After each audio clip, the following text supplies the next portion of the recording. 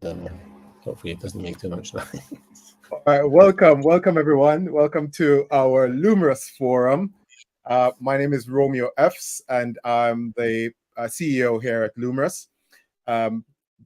Lumerous is a global management consulting firm that works with companies in the space of corporate governance, company secretary services, and ESG consulting. And this is our monthly Lumerous Forum, where we discuss topics related to governance, related to sustainability, related to social responsibility, or just responsible business practices in general. And today we'll be dissecting and looking at the topic of how corporate governance impacts stakeholder trust, but more so from a practical standpoint, not the usual kind of academic viewpoint of this. You know, we'll be talking to a real life practitioner in the space who can give us some more practical insights of how this actually works, rather than what the business school says about all of this. And I am so pleased to be joined by Phil Smith. Phil, to me, stands as a beacon of leadership and innovation within the tech space and business generally, not just here in the UK, but globally. Phil is currently the chair of IQE PLC, a leading force in the semiconductor wafer industry. And we all know the importance that semiconductors have become over the past couple of years, and the global kind of battle that's taking place as far as that is concerned. Prior to this, Phil was CEO and chair of Cisco UK and Ireland, where he played a pivotal role in shaping Cisco's impact across the region and globally as well. He has also been chair of Innovate UK and the Tech Partnership, which helps to underscore, and I think he brings his expertise to help to underscore his unwavering dedication to propelling innovation across the UK. He's also a member of the Digital Economic Council, where he leads insights to further enhance the digital era across the country. And he occupies a number of advisory board spaces, Lloyd's Registry, the University of Coventry, etc. And he is the non-exec chair of Apiway and Striva, and also a board member of UK Cloud. I would not, I want to have anyone else on discussing this topic, to be honest with you, because the other thing I really, really like about Phil is that he's very candid. He tells it as it is, and that's the kind of person in our book that makes really good guests for our forums, but also makes really excellent chairs as well to help to drive the agenda of better governance forward. So, Phil, welcome, and thank you so much for your time. Thank you, Romeo. Appreciate it. Nice to be here. Good. I think we'll just kick off straight away in terms of just saying, how do you think stakeholder trust plays a significant role in the success and sustainability of an organization? Let's start from there, and then we can then drill down to the board. Yeah, so thank you for that. And as you and I were chatting earlier, and as you rightly said in your preamble here, I bet you there's a lot more people on this call here who are much greater experts in corporate governance than me, including yourself, obviously. But in terms of what I do and what I've done, then my sense is that in business generally, that trust is one of the absolute key factors to success. And and so that means trust. If employees trust you, or if customers trust you, or if stakeholders trust you, and those stakeholders might be investors, then you have a very different relationship from one where we lack in trust. And I think that's something that we all have to reflect on. And I do often think about, which is that if people really trust you, that allows you to take different approaches to things. That allows people to stick with you for the longer term, and so on. And so I think that stakeholder trust, so people who are, and stakeholders by definition of the word are people who have a stake in your company or your organization, they want to feel that they trust you to deliver what what you need to deliver for them. Yeah. And different stakeholders will have different perspectives on that. If you're Mm-hmm. an employee, a lot of it's about, what does it mean for me? What are you Yes. going to do for me, Mr. Company, and what am I going to do for you? And how do we get that clear? And there's some interesting reflections on that and what we did at Cisco and that, which was quite interesting. So yeah, I mean, so a lot of people, this is now the era of shifting away from shareholders more towards stakeholders. But there's still the tendency to see the shareholder as more important than the rest of the stakeholders in the business. What's your take on that? Should one be more important than the other, or is it a balancing act? yeah, I mean, I think like most business, it is a bit of a balancing act. I mean, obviously, shareholders or people who have funded the company are vitally important. You can't Yeah. ignore that, and you can't do without it, clearly. But I think even shareholders themselves would recognize that if you don't nurture the things which provide health in a company, then Mm-hmm. the shareholder is a kind of it's a moot point, if you will. Yes, So I yes, mean, one yes. of the things that we often talk about is the sort of difference between performance and health. But the fact that you really need both of those, you can have performance in a company. Shareholders will be happy if you're performing and growing revenue and all that sort of stuff. But the truth is that unless you're healthy, then performance is at best going to be transient and potentially even fatal, if you will, if you extract performance over anything else. Right. And we know that, as human beings, probably everybody could. I do a lot of cycling and stuff. So, probably everybody could, get on a bike and cycle 100K, but they would probably, die after it or be pretty close to dying. Or they could maybe do it once or twice. So you can drive performance out of people just through, pure motivation. But actually, if you really generate health, then someone can do something more regularly and they can continue to perform. And that's definitely true of companies. If you focus just on performance, which often is characterized by what shareholders want, that's great, but it's not going to last over the longer period. So if you're looking for sustainability in the sense of a company, then you really need performance and health. Yeah. I mean, you mentioned earlier about, some of the things that the thing is that you have this kind of unique position because you have also, you've been on both sides of the coin, for want of a better word, right? You've been on the executive side as an exec director, and then you're also on the side of being, a non-exec director. And you mentioned earlier about some of the things that you guys or you and your team did at Cisco around the first point around, the balancing act around stakeholders. Are there any examples that you could share?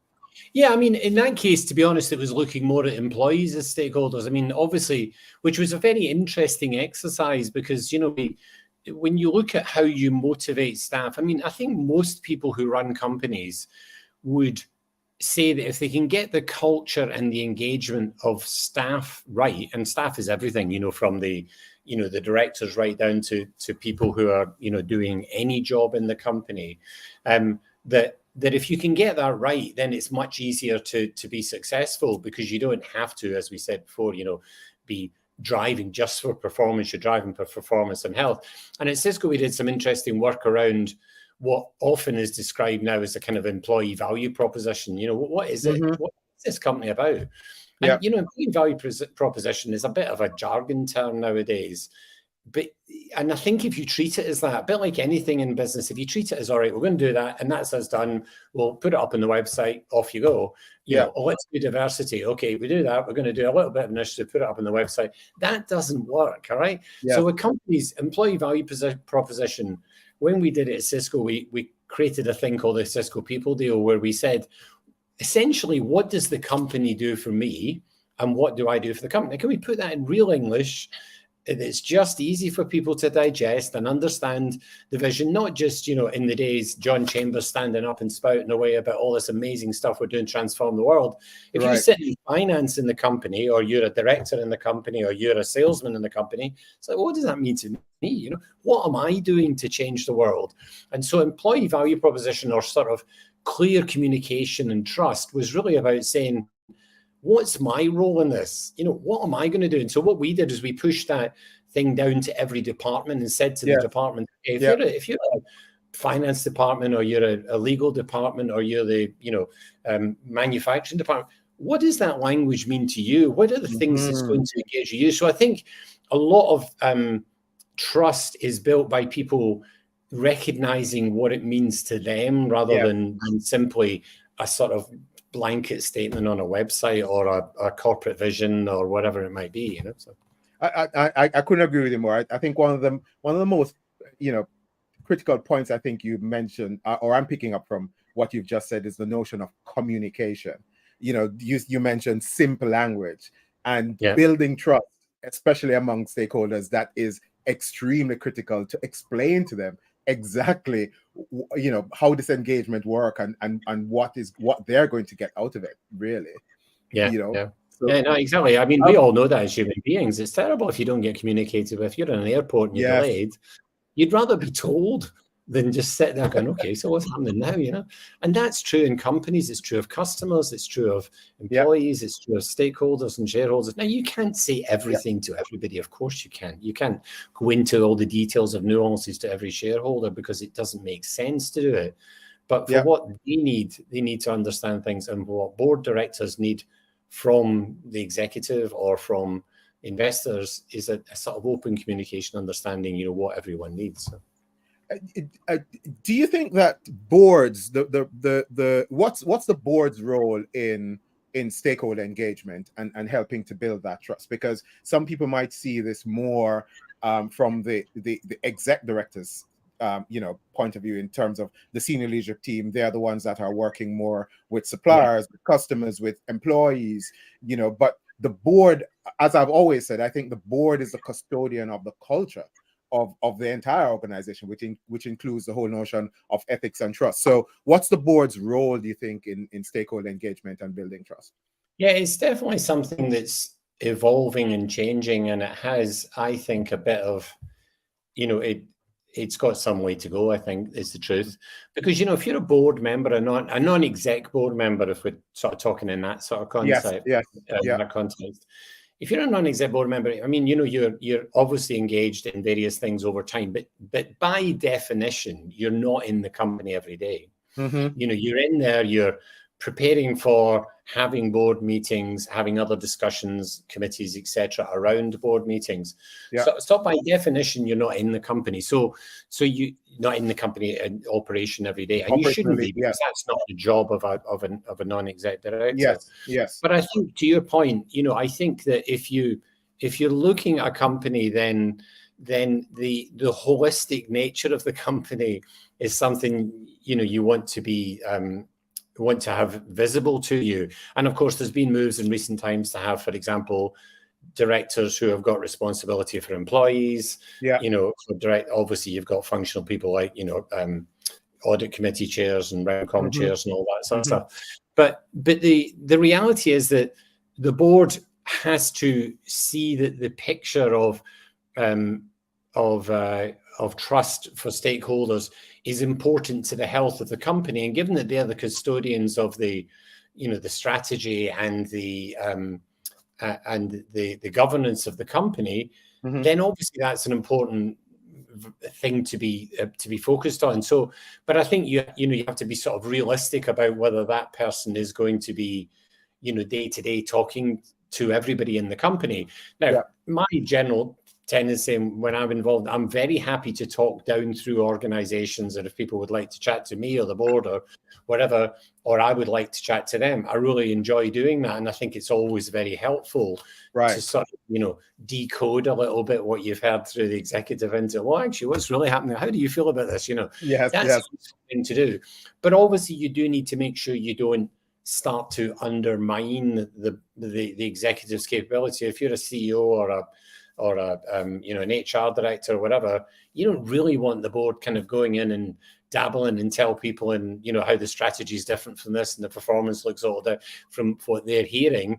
You want to be congruent with that, and so as much as possible supporting what the company are doing on areas like ESG and so on, and supporting that rather than saying your day-to-day down working in with people on issues of, you know, social engagement or environmental sustainability or even, you know, departmental governance or whatever. So I think your point is entirely right. You have to be sort of see it as something holistic, but you have to find the balance of where you sit versus what the executive are doing.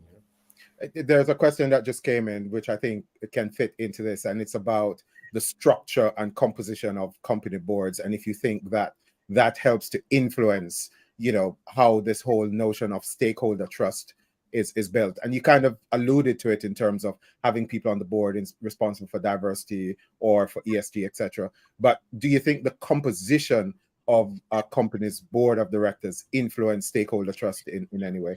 Yeah, it must do, mustn't it? Because, you know, if you, like everything in a company, if you're looking up to a board and you don't think that board is credible, either because it doesn't represent what you think the company's about, or it doesn't have expertise in particular areas, or it doesn't seem to take any account of the things you care about, then people are going to be suspicious of that. That will either be employees or stakeholders or shareholders or whomever. So yeah, of course it does. And I mean, there are limitations to what you can do. I mean, you can't have, you know, in, you know, the companies I chair, for example, you know, the board's not massive. You only got 4 or 5 people on the board. So you can't have everything. You know, we'd all like to have the most diverse boards with the most expertise. You know, that would be really good. But in reality, you know, you need to sort of find a balance as much as you possibly can that allows you to execute on what you're doing whilst being understanding, relevant to the stakeholders you need to get involved in. I mean, we all know the classic stories, not so much of boards, but of company leadership teams of, you know, if you're trying to attract talent into an organization, a young woman who wants to join a company and looks up and sees everybody in leadership positions as men, you know, white men, you know, I mean, what's their perception? They're going to look at that and go, yeah, great, okay, it's a great company, I really buy into it, but actually, is there really a place for me in the future? What if I leave and have a baby and come back? Is it really going to work for me? So, so I think you have to make people feel things are accessible, and I think the composition is one way of signaling that as a sort of external, oh, we've got someone who's got this capability. But I think more in the way that the board communicates again or talks is more powerful, that if people feel that they can engage with that. Because, you know, I think leadership overall in the 21st century is much more about accessibility and authenticity and so on than it's about hierarchy and structure and so on. I think that's not something the 21st century relates to as well. And I think people relate much more to, you know, recognition of values and so on. So I think that's an important part. You know, I mean, do you think the other thing that jumps to mind is the breakdown of non-exec versus exec? Do you think that the fact that if the board has more non-execs on it versus exec, it gives the perception that you know, it's more balanced, and therefore what comes out of the board would be more trusted? Is that, do you think that? Yeah, well, I mean, obviously the corporate governance rules, if you're in a public company, say that that must be the case. So you must have more independents than non-independents. Not necessarily exec versus non-exec, but an independent non-execs versus execs. And of course, the reason for that is just so that you can't kind of overwhelm the board with execs voting on, yeah, we want to get the remuneration double for everybody, and you can kind of vote it on majority. It's not quite as simple as that, but you know, that's in essence the sort of issue that to address. So you need kind of independence of people saying, we've got an independent board who are trying to make sure that that what the company is doing, you know, fits within the right boundaries and policies and guidelines that, you know, the corporate governance is all about. So yeah, I think it is important, and that's a good example of the constitution of the board simply being, you know, more independent than non-independent. But yeah, you're right. But it's sort of more than that, isn't it? You know, it's more a sort of signal of, you know, independence and not being sort of dragged down into stuff which is just about the day-to-day of the company. It's more about, you know, is it actually fitting into society and doing all the things it needs to do. properly. As you mentioned that, though, I mean, what are some of the things that you see as a chair and sitting on some of these boards? Some of the critical factors that stakeholders are concerned about, that would influence trust in the company or in the board, really. Yeah, it is interesting because, as you said at the very beginning, it's a really difficult balance to strike. I mean, obviously, companies and shareholders and everybody else want companies to perform and return for whatever it is. If you're an investor, you want your investment to grow. If you're an employee, you want to have a fulfilling time. If you're a customer, you want a great experience, and so on. And I think that boards have to wrestle with the balance of making sure that that the company fits within whatever governance boundaries there are. And obviously, for public companies, those are more visibly scrutinized than private companies and smaller companies and so on. But you can't, it's sort of not an excuse, if you know what I mean. It's too easy to sort of make it a bit of an excuse. And this is a dialogue you have at board all the time. It's like, okay, we have to announce this because of X. Yeah. Because, it's a disclosable event. Well, that's true. And you do have to do that. And we obviously, would always do that within the context of the companies I'm involved in. But it's kind of like, well, why is it a disclosable event? It's a disclosable event because it affects people's shareholding, or it affects people's jobs, or it affects people's whatever. So the trick is not to get too sort of tied up in the kind of process side of it and realize that this is clumsy as it can be sometimes. The corporate governance guidelines and so on, they're sort of trying to achieve the right thing, and you want to sort of go with that rather than try to resist it all the time. Because if you're sort of resisting it, then there's probably something wrong with what you're doing. You're actually trying to do something that's different. Maybe you're not on the right market. Shouldn't be listed at all. You should be, private company. You shouldn't have a board. Whatever. It's a difficult balance, and it is a difficult thing for boards to deal with. And I know, I think we've talked before, but internationally, it's got different perceptions. Things like remuneration and so on. When I've sat down in a few forums in recent times, talking about remuneration and the latest sort of issues on it. Yeah. And interesting enough, you end up talking a lot of time about, public to private, people taking companies private because they are struggling, not with remuneration as such, but with the whole way that you build the incentives, particularly for technology companies. We saw ARM, for example, who were listed, taken private by SoftBank, then relisted again, so on. And, technology companies, you can sort of see the attraction of that. Some of the longer term bets you have to make, the capital investments versus other things, are quite tricky for a shareholder who might be more short-term focused on looking at monthly, quarterly, yearly performance. Absolutely. That doesn't quite work for them. So now that doesn't mean that the rules are wrong. It just means that the situation you're in needs to be adapted to be successful. Yeah, I mean, we do a lot of work around stakeholder engagement with boards, and it's almost like a minefield because shareholders have a different set of things that are important to them. Employees have a different set of things that are important to them. Then you have the consumers who, in this age of social justice and ESG, has a completely different set of things that they're concerned about. And then the suppliers that you also have to deal with to ensure that you are meeting things around human trafficking and modern slavery, all of that kind of stuff. And then the communities that you're working again are then adding the additional pressure. So, I know it can be a really kind of balancing act, and it's really tight. And you might please one set of stakeholders, and then the other set comes to you from a completely different standpoint, we just need to look at what's happening right now in terms of our energy and, whether or not we should drill offshore or not.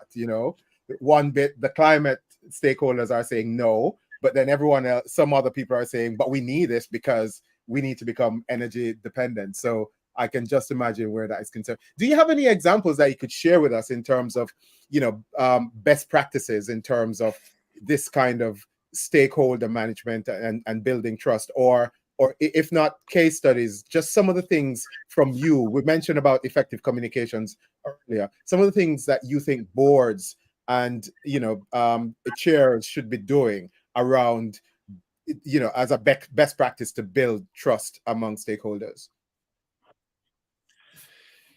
Yeah, I mean, we've obviously seen all the big examples in the past of bad practice in here, the VW Dieselgate thing, or as it was called, Enron, all those sorts of things. And, they obviously resulted in fairly major legislative changes in, Sarbanes-Oxley and all those sorts of things that appeared as a result of that, which probably meant that, the pressures that we've talked about had sort of forced companies to sort of gradually behave different. Well, there was probably, there were structures beforehand, obviously, which in theory governed all this stuff.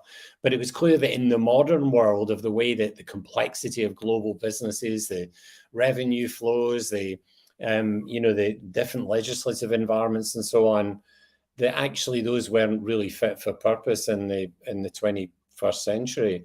And, that came about via major failures. But obviously it was, when that new regulation came in, everybody's like, oh my God, this is so hard and we've got to do all these things and so on. But it was probably a bit of a kind of shock of like, okay, we need to upgrade ourselves to the next generation. And I think, there are, when we look at those sorts of things, it's interesting, it's a bit like the whole discussion at the moment around AI. Regulation shouldn't be something that stops innovation happening. It should be something that makes innovation happen because, the markets are more successful and so on.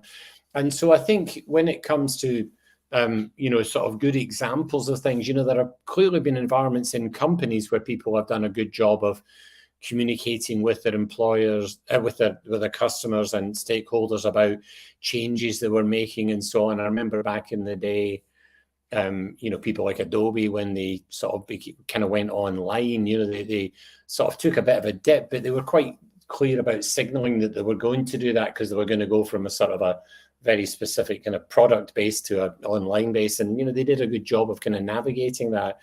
And there was others clearly, they were, the Netflixes and so on of the world who, went from a completely different business of shipping out the to people to an online business, who kind of managed expectations and gradually brought people on board. And I think those things are powerful. They're not that easy to do. I mean, in big shifts like that, you can see it, but in more subtle shifts, and I think, the sort of boundary between communication and regulation and so on will become really, really important. I mean, we've obviously seen, as I say, things like AI, and there's a lot of discussion in Senate and in government here and so on about, whether we should regulate, AI companies and large language models and all that sort of stuff. Right. But, we've definitely seen that kind of thing in the past where, some of those things have not been regulated as well and have caused problems. GM Foods and so on was a good example. But it just was, the communication was terrible. HS2, I mean, HS2, the big flaw in the HS2 is they called it HS2, in my view. They shouldn't have called it high speed 2 because it's not really about high speed, it's about capacity. But the way that was communicated was bad, and it just made itself a bit of a whipping boy for anything, I mean, anything, that was nasty came back on that. So, but, there was good examples. I mean, it's slightly more esoteric than company boards, but, when the human fertilization and embryology part talked about stem cells, the regulator worked really closely with business and managed to navigate through that very complex area. And I think with AI and energy, as you described, and climate, generally, we're going to have to find a way where businesses use regulation and governance to manage the way they're doing things, but they have to do that in cooperation, or else we're going to end up with, policemen telling people not to do things rather than finding ways of enabling businesses to be successful. Yeah. I mean, I'm happy you brought up the whole notion around technology, because that was another point I was jumping into, because we had a few weeks ago we did a podcast and one of the around trends in corporate governance, and one of the big discussions was around how technology is kind of disrupting the whole space of how boards operate, the hybrid meetings, the availability of papers for boards, that kind of stuff. And AI is also helping to drive that. I mean, do you think that, or in what way do you think that boards could use technology in a much better way to help to engage more with stakeholders and kind of up the ante of building this trust? Is there any way, as someone who is in the tech space? Yeah, I mean, I think the thing to do with technology is not to always see it as either, a whizzy thing that somebody else does or a threat. I had a really interesting conversation a number of years ago with Willie Walsh, who's the former CEO of BA and then on to AIG and so on. And we were chatting. I was at Cisco at the time, and we were talking about video, and telepresence and all the stuff we're doing now. Obviously everybody does it now because of COVID, but this was back in probably early 2000s. Yeah. And I was talking to him about it, and I said, I know Willie. I mean, I'd known him for a while, and I said, I know that, this obviously just looks like a bit of a threat to you because, people don't have to fly and all that sort of stuff. And he said, no. He said, I think the airlines, when the internet came around initially, we assumed it was a big threat to us and it was going to take away revenue and blah, blah, blah. In reality, it was the biggest boon to airlines ever because people booked their own flights. They, managed their own things. So actually, the efficiency that it brought to the airline industry was huge. Yes, and it would have easy to just say, no, we don't. And what they'd say, we don't want to do anything with this. It's technology, go away. It's, we've got a business we're doing. And I think, video was the same, which said, well, okay, we're going to use video. We're all going to use it. But in reality, we and you and I did last week, get together face to face, and that's important as well. So how do you blend that with what modern world really needs? And AI is a brilliant example. I was sitting next to someone yesterday, and we were chatting about, she was in sort of marketing communications and so on. Yeah. And you say, well, okay, like ChatGPT. I mean, you could chuck something at ChatGPT and it comes out with this amazing piece of text and plans and all that sort of stuff. And, to my eyes, and as we were discussing, that's brilliant. So that means I don't have to sit down and grind out a 2-page document. I can go and say, just give me this. It's a draft. I'll use it and then I'll modify it however is appropriate. And so I think, there's a lot more to AI than that, obviously. But the truth is that if you start to look on the front foot about how to embrace models, you're going to have a much more success than you are if you just go, whoa, threat, the world is changing. Cars have come around. So, we're not going to use, that's a big threat. Phones are a big threat. People are not going to talk anymore. Well, funnily enough, they talked a lot more. Banks are getting automated, or we don't need banks anymore. Well, funny enough, with banks. So I think it's a case of embracing. And I think with boards and the stakeholders, the way they communicate, I think there's a real danger that people say, no, we have to write to shareholders in this particular way and they have to be spoken at. Maybe not. Maybe a shareholder actually would rather get a WhatsApp message or whatever, because that's the way they're living their lives, and that, they want to see it that way, or a video cast or a whatever, because that's the way that now there are governance things around that. You can't, communicate certain things for financial reasons, obviously. Yes. And so on. But, outside of those sorts of constraints, let's not limit ourselves by not using technology. I used to joke, a lot of customers when I was at Cisco used to talk to me about, social networking and how they banned Facebook, for example, at work. And it's like, really? I said, yeah, why have you done that? And they said, well, they're on Facebook, people sitting on Facebook all the time. And I was saying, well, to me, that's a management issue. That's not a technology issue. What you've just hired a load of young people who are brilliant at collaborating with each other. They can create groups, they can message better and so on than anybody else can do it. And you've just basically cut their legs off and said, hey, I'll use Outlook. And I'm like, what? What have you done to me? So, and I remember actually having just a similar sideline, but I had a conversation with the CIO of the British Army, who was the same. And he was saying that when they're in base, all the young people and others all use, instant messaging and WhatsApp and whatnot to communicate. And then you deploy them out to somewhere and they haven't got all that. And so the whole kind of structure of how they communicate falls apart. Yes. Good. was a good opportunity for us at Cisco. We used to just drop big containers in that were full of Wi-Fi, and it would just suddenly, the whole area would be Wi-Fi'd up, and they could use all this stuff. So, but it's just it's an interesting example of where it would be easy to say, don't do that because it's technology and it's threatening and blah, blah, blah. Whereas actually, if you think about it creatively, there's a lot of things you can do with technology that would enhance, writing documents, reading documents. Yeah. I often read documents in the car because I've got a text-to-speech reader, and it just reads the documents. Well, that's a lot easier than me than sitting and taking an hour when I haven't got an hour to sit and read the document. So completely. I mean, for example, with us, we have a minute taking service as well, and we use technology where that is concerned, and the minutes gets turned around much faster because the AI is there transcribing as the meeting is happening, and you are able to then produce the minutes quite quickly. You mentioned something about regulation and the whole notion of reporting. Do you think regulation has the new regulation that's coming, stuff like consumer duty, or the new ESG regulations coming, or the ones in the past? Do you think that those regulations helped in any way, and the onerous reporting that has come on the back of that helped in any way in building and enhancing this whole issue of engagement and trust with the wider stakeholders? It's a difficult. That's a very good question, because a bit like we said earlier on, I think the intent is absolutely right. They're trying to make sure that data is available and that people have it and they can engage with it and so on. But it's pretty onerous at the moment. And that doesn't mean it's wrong, but it does mean that we've probably not got ourselves into the position where it's become part of what we do in business, all the time. And so I think, the sort of birthing pains that you have with any sort of new regulatory environment are tricky. I mean, GDPR is a great example, isn't it? When GDPR came around, it was like, we've got to do all this and define data owners and blah, blah, blah.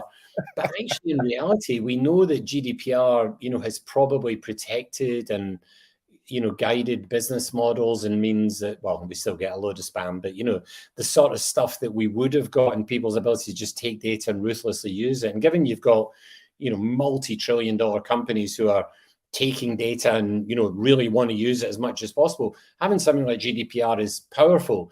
But in the birth of GDPR, it was really like, whoa, this is really hard work. It's going to take a lot of extra work for companies and so on to get into place. So it was more, and a bit like Sarbanes-Oxley and all those things, it was something that at the time, it was a sort of tectonic shock. You had to move up to a whole other level.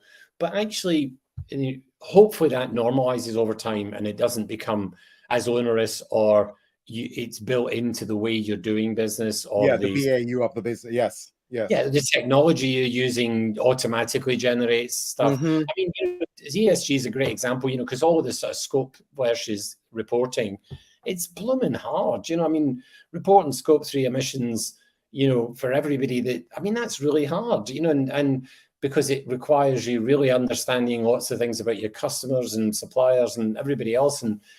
But if it becomes normal and it's what people do in the way they exchange data, then, and again, to your point, that might be something where AI can do a really good job of, taking data that you've got and extracting the value out of it and making sure that it's compliant and so on. Because, if you get it right, AI will make you compliant, because it will either be compliant or it won't be compliant. It won't be compliant, yes. It's like, that's it. You've said you wanted these things in it, and these things are in it, and if they're not in it, then it'll tell you. So, I think it's definitely onerous, and I think any regulator or regulatory environment has to be conscious of making sure that it doesn't overwhelm people with stuff to be able to communicate. But ultimately, if you build it back to your stakeholder trust, if we can get to the point where people do feel that they're getting the right information and it's got guardrails around it and so on, that's done, because of good regulation, then that will be a good thing in the future, I think, for stakeholders to feel trust in it. Because if you're someone who invests and you want to make sure that people are compliant with the things we talked about, everything from modern slavery to environmental damage, if the guidelines force that to be visible, then it's very transparent to you. If it's not visible, then it's like, really, I'm not sure I really know whether this is true or not. But getting to it can be painful, and I wouldn't underestimate that. It's not easy, and that's why regulators have to be smart. Yes, we have a number of questions coming in actually. One of them is around the whole notion of ethical leadership, and it says, do you think ethical leadership that exemplifies ethical behavior and integrity sets the tone for stakeholder trust and organizational culture? Yeah, I mean, it must do, I think. One would hope that that, as I said earlier, modern leadership, I think, is much more about transparency and authenticity and so on, as opposed to language or statements or hierarchies and so on. Yeah. So I think you might have in the past trusted something because it was an institution, because it had hierarchies, and it must be good. It's a big company and they've got all this, but we know how that's been undermined so often in recent times. Yes. By saying, really, is it really just too much of an institution now and doesn't really understand what it's doing? And I think that transparency through to real individuals or to authentic language or authentic leadership is much more compelling for people. Again, it's not easy to do. It's not a sort of simple thing. It just says, if you've got an ethical leader, everything will be fine, because that leader or leadership team need to demonstrate that and need to continually challenge themselves on it. Yeah. But I think the fact that it's more that the nature of what people expect from leadership now is much more transparent and authentic and open is a very powerful thing. And all the sort of pluses and minuses of the social media world we live in, are difficult, but ultimately the sort of underlying trend of that is to make human beings more visible to people, if you know what I mean, the real essence of a human being. And so I think, to answer the question, I mean, if you ethical leadership and demonstration of that and reinforcement of that on a continuous basis, I think is very powerful, and I think should be a strong sort of reinforcement to stakeholders that the company is sound. But I think the opposite of that, if you really felt that your leaders weren't guided by ethical principles, I think nowadays you would feel very undermined if that was the case. Someone just from coming in from the Instagram live stream asked whether or not you have ever been put in your career as a leader, if you've ever been put in a situation where you had to make a choice between doing what's right in terms of your personal values versus the business or the company, and how did you kind of navigate that? Yeah, I'm not sure I've got any examples where it was like, you're asking me to do this and I'm not comfortable doing it. I mean, I think there are definitely examples in my career where, whether it be as a leadership team or a board, we've had to be very honest about our motivation for doing things. I mean, the thing that most executives deal with, let alone boards, is company restructuring. When you have to make people redundant, yes. when you have to restructure an organization. I mean, that's a horrible thing to do for any human being. And I think, and it's horrible for the individuals.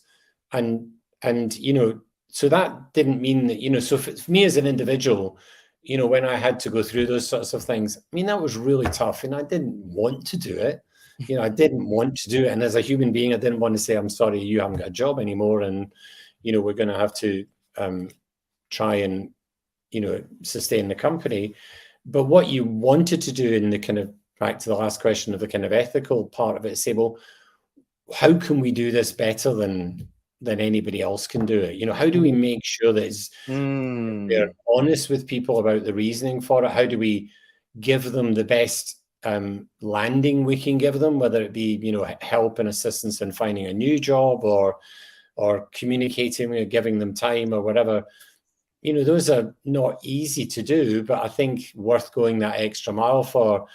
And I know in, you know, the companies I was involved in, you know, I wasn't senior enough in the days that IBM first started making people redundant. Like I was at IBM, it was a long time ago. But when I was at Cisco and we started restructuring the company, which, you know, we'd been growth forever and ever. And then suddenly, you know, that didn't work because customer bases were changing and cost bases were changing and customer pricing was changing. You know, obviously markets like, you know, the financial crisis and the dot-com crisis and all these sorts of things happen. You had to do something about it to keep the company sustainable. Yeah. But I think what we tried to do in those places was to be as honest and do the best possible job of it with the biggest amount of respect we had for the individuals that were involved in it.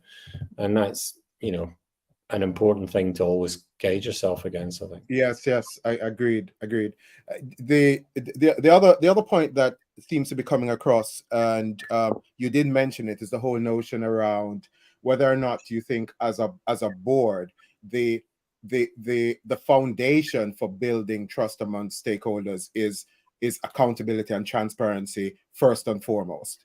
And what are your thoughts around that? Yes, I guess is the obvious answer, that accountability and transparency for the board should be the essence of building that kind of trust model. I guess the honest truth is sometimes it can be a bit mechanical, if you know what I mean. You know, if a company is going along well, you know, you have board meetings and you talk about subjects and you do the best to do what you're doing. It's sort of not necessarily very visible that that's part of a process of building trust or engagement. But I think what it is more is that if that kind of ongoing process is supporting the company in its ability to, you know, execute effectively and fulfill its vision and obligations and place in society, then it will become bigger, visible in the bigger part. So I don't think I'm really answering the question, but yeah, I mean, the answer is clearly yes, that, you know, that sort of transparency and accountability is important. And I guess if it really badly failed, you know, if a company, and we've seen it before, you know, if a company doesn't do something and there's some scandal or whatever, and then the board are not recognized, and that doesn't mean that the board, you know, all have to step down or whatever. I mean, that's, you know, the extreme example of it. But if the board is somehow not connected to that, then that doesn't seem right, does it? You know, I mean, people are going to say, well, you know, what is your view on it, and why are you not, you know, involved in it? And but it is difficult, you know, because management of communication, again, is not an easy thing to do, and just randomly engaging in conversations is not an easy thing to do as well. But I think if boards are congruent with the vision and the ethics and the, you know, all of the principles of a company, then it should be visible and they should be accountable for it. And if those things are not being fulfilled, then, you know, the board have to take responsibility for it, I think. Completely. And you know, there are just too many examples of where things go wrong and the board is either completely silent or they kind of are not transparent and accountable about it. The one thing that jumps to mind, which I think is a good kind of example, is the issue with the CEO of BP that just happened a few weeks ago, and the resignation.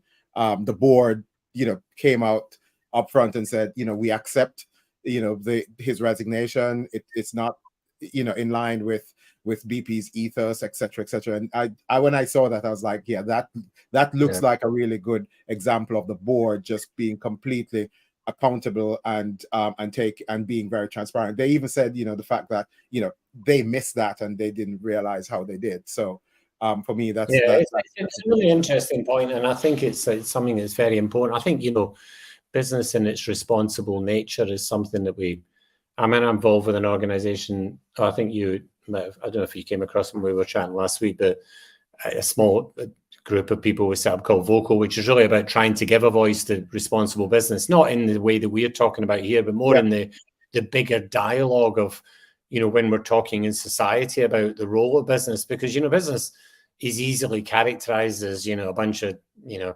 money grabbing capitalists, if you will, and or as a bunch of people who are not involved. Yes. And yet, the reality is, we know business is a crucial part of society. It's a crucial part of, job creation and health and money, and wealth creation and so on. So somehow finding how business fits into that is important. And this thing we're involved in, Vocal, is really about trying to give, particularly the next generation or the new generation of leaders, a much more conscious voice in the next generation of debate. Because if we leave it all to politicians and people in the media, it's going to be highly polarized. And of course, social media polarizes it even further. So it's very easy. I'm completely anti-Brexit or I'm completely Brexit. It's like you've got to be one or the other, right at the far end of that scale. And in reality, there's people going, well, actually, there are issues with here and we need to solve that, So we need a more balanced debate, and we need business to be able to have that without seeing it as some, self-interest thing that's going on. Absolutely. It's about business is important. It's an important part of society. I mean, okay, you can poo-poo it if you want, but the reality is it's an important part of what we all do. It's what gives us jobs and houses and wealth and, sustainability and so on. And all the social services from the taxes that it pays and all of that. So, yeah. Exactly. But it's so easy as a media environment or social media or whatever to over-characterize that and say, no, it's all there, all just about profits all the time. And I don't think that's what business is really about. I really don't. I don't think that's the way most people in business think, Yeah, that's true. So we're coming close to time, and I have two more points I'd like to ask you. One is, do you think that there's any kind of measurement that boards could use to kind of measure how, call it the trust barometer then between them and stakeholders? I know none exists, but is there anything in your mind that you think, whether it's quantitative or qualitative, that boards could look to use? Yeah, it's again a good question. I mean, obviously, there's been stuff that's gone into not regulation necessarily, but good practice around things like board effectiveness reviews and so on, and which are good, and obviously sort of regular stakeholder communication is also good. It's not particularly systematic or kind of scientific, if you will, is probably the best way of putting it. And I do wonder whether that's one of the areas where technology and the more advanced technology could play a better part, about what's the sentiment look like? How do you feel about that? I mean, we obviously talk in consumer terms or in business terms about things like net promoter scores and so on. And they're kind of scores that are slightly abstract, but they represent a kind of essence of somebody being happy with something. Yeah, it feels to me like there are obviously external measures that people have, and in board effectiveness reviews, you can use external organizations who will benchmark you against others and so on. Yeah, those like Bloomberg, of course. Yeah, no, yeah, exactly. So those are good things to do, and I think benchmarking on the whole is something that's very positive for people. If you benchmark yourself against others in your industry or others of your size or others in your country or whatever, it's a useful thing to do. Why are we not doing that? Why are we less effective in this than others? That's a very good question to ask. I don't know whether it's a sort of, a public score, if you will, that you have in the same way. But I think, it feels to me like there's something in that area that could be better articulated or used more effectively, or balanced in a way that is helpful. And and as you say, there's some great organizations around who'll do that sort of thing with it. You're so spot on, because what we find is that when we do board evaluation, that's standard in our board benchmarking and doing the stakeholder engagement. A lot of other organizations, when they do board evaluations, they just focus on the nucleus of the board and not the whole stakeholder engagement. And we find when we do that, the boards find it so useful to them, the data that comes back, and we use surveys and scorecards, etc. the last thing I'd just like you to just kind of think about and probably share is, like, as a chair, what are some of the things that you are concerned about? What are some of the, whether future trends that you're thinking of, or, putting on the agenda as chair? Yeah, well, I mean, I think as a chair, you're a bit of a kind of I don't mean this in a pejorative sense, but you should, in theory, be a bit of the grown-up in the room, because there are clearly things that are, that can get a little bit fragmented at times in terms of businesses. And, that's important that you do perform a bit of that role. But I think, as a chairman, I think we need to be really very conscious of the number of pressures on companies today.